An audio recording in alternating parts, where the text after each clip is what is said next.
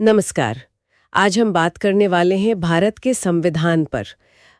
वो दस्तावेज जिसे हम अपने देश की नींव कहते हैं, उसकी आत्मा। बिल्कुल। हमारे पास एक स्रोत है, भारत का संविधान देश की आत्मा। तो हम उसी से कुछ खास बातें लेकर समझने की कोशिश करेंगे कि ये सिर्फ एक मोटी सी कानूनी किताब क्यों नहीं है। हाँ, अक्सर लोग यही समझ लेते हैं। सही कहा। मतलब लगता है कि बस नियमों का एक संग्रह है, पर ये तो वो आधार है जिस पर आप कह सकते हैं पूरा देश टिका हुआ है। राइट। चलिए इसी पर थोड़ी बात करते हैं। जरूर। अच्छा, कहाँ से शुरू करें? बुनियादी बातों से। हाँ हाँ, वहीं से। हम्म। जैसे ये कब लागू हुआ, इसे बनाने में कितना वक्त लगा। हाँ, तो ये लागू हुआ 26 जनवरी 1950 को, और इसे बनाने में, जैसा आपने पूछा, काफी समय लगा। करीब 2 साल 11 महीने और 18 दिन। लगभग 3 साल। हाँ, लगभग 3 साल।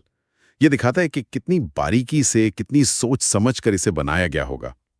और डॉक्टर भीमराव अंबेडकर, जो ड्राफ्टिंग कमेटी के अध्यक्ष थे, उनका योगदान तो खैर हम सब जानते हैं, बहुत बड़ा था। ये बात तो है, ये तथ्य जरूरी हैं।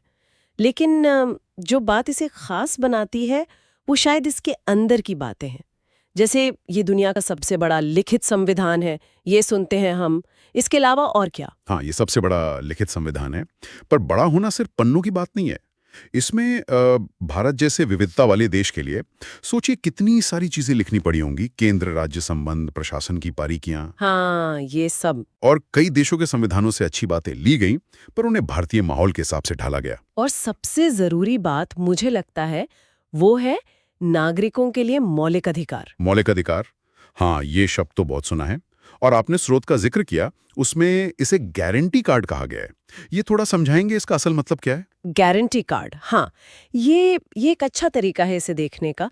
मतलब संविधान आपको कुछ बुनियादी हक देता है। जैसे जैसे बोलने की आजादी, है ना, बराबरी का हक, अपना धर्म मानने की आजादी, और संविधान इनकी गारंटी देता है।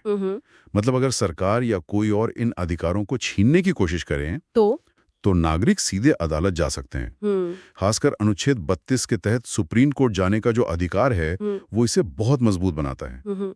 ये सिर्फ वादे नहीं है, ये कानूनी हक हैं। अच्छा, यानी ये एक तरह का सुरक्षा कवच है जो नागरिक को राज्य की मनमानी से बचाता है और उसे सम्मान से जीने का हक देता है। पर इसमें सिर्फ अधिकारों की बात है या कर्तव्यों की भी? नहीं नहीं, दोनों की बात है।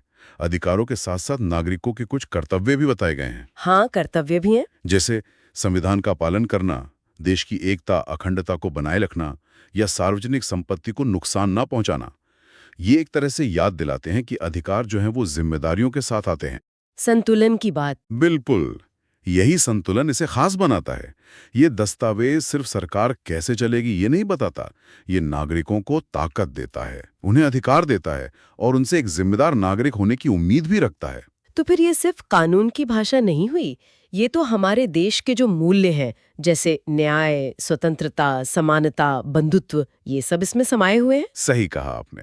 इसीलिए शायद इसे जानना हर भारतीय के लिए इतना जरूरी है, ताकि वो अपने हक और अपनी जिम्मेदारियां दोनों को समझ सके। बिल्कुल। और ये जानना कोई किताबी बात नहीं है, ये तो असल में सशक्तिकरण है। जब लोग अपने संवैधानिक अधिकारों को जानेंगे, तभी तो उनका इस्तेमाल कर पाएंगे। सही बात है। तभी लोकतंत्र में उनकी भागीदारी सक्रिय होगी। ये समझना कि ये देश कैसे चलता है और उसमें हमारा क्या स्थान है, हमारी क्या भूमिका है, ये सब संविधान ही तो बताता है। हाँ, स्कॉलर स्पीकर। हाँ। तो कुल मिला के बात यही है कि संविधान सिर्फ एक दस्तावेज नहीं, ये वाकई हमारे गणतंत्र की धड़कन है, उसकी आत्मा है, और हर नागरिक के जीवन से इसका सीधा ताल्लुक है। एकदम सही कहा।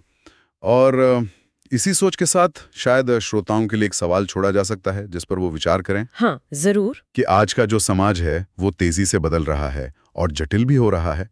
तो ऐसे में संविधान में जो अधिकार दिए गए हैं, उनके वादे और जमीनी हकीकत के बीच जो कभी-कभी फासला दिखता है, उसे कैसे कम किया जा सकता है? और अधिकारों और कर्तव्यों के बीच का वो जो नाजुक संतुलन है, उसे कैसे बनाए रखा जा सकता है? ये सच में गहरा सवाल है, इस पर हम सभी को सोचना चाहिए।